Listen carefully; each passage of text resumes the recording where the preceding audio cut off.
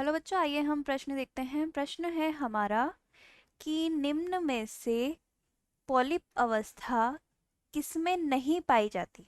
हमें चार विकल्प दिए गए हैं। पहला है हाइड्रोजोआ, दूसरा है स्काइफोजोआ, तीसरा है एंथोजोआ और चौथा है उपरोक्त सभी। इसके लिए सबसे पहले हम जाएंगे हमारी मुख्य अवधारणा पर,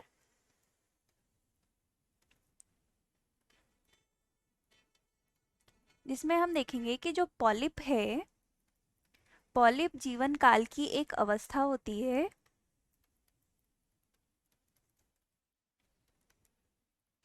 जो कि किसकी, सिलेंट्रेटा संघ की, सिलेंट्रेटा संघ के जीवों में पाई जाती है। अब इसमें क्या होता है बच्चों, पॉलिप के साथ साथ एक अवस्था और होती है, उसका नाम है मेडूसा। तो कुछ जीवों में पॉलिप पाई जाती है और कुछ जीवों में मेडूसा अवस्था पाई जाती है, और कुछ जीवों में तो दोनों अवस्थाएं ही पाई जाती है। अब सिलेंट्रेटा संघ जो है, ये सिलेंट्रेटा, इसको कई वर्गों में बांटा गया है। कई तो नहीं, तीन वर्ग हम लेते हैं यहाँ पे। पहला है हाइड्रोजोआ,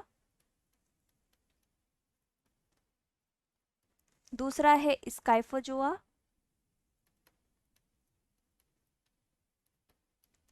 और एंथोजोआ। तो जो हाइड्रोजोआ वर्ग है, इसमें क्या होता है, इसके जीव जो हैं वह समुद्री है। समुद्री के साथ साथ यह स्वच्छ जल में भी पाए जाते हैं, और इनमें पॉलिप और मेडूसा अवस्था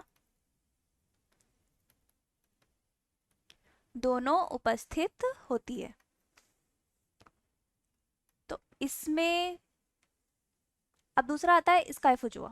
तो स्काइफोजोआ में क्या होता है कि इनमें मेडूसा तो उपस्थित होती है,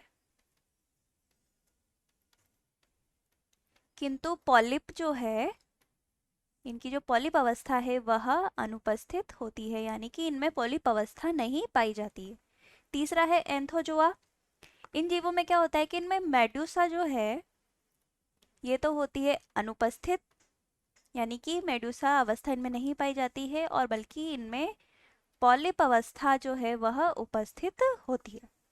तो हम जाते हैं हमारे प्रश्न पे।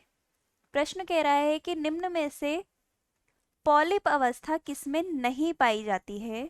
तो हाइड्रोजोआ, हाइड्रोजोआ में पॉलिप और मेडूसा दोनों पाई जाती है, इसलिए हमारा ये विकल्प गलत हो जाता है। स्काइफोजोआ, इसमें क्या होता है कि मेडूसा उपस्थित है लेकिन पॉलिप अनुपस्थित है, तो यह विकल्प हमारा सही हो जाता है।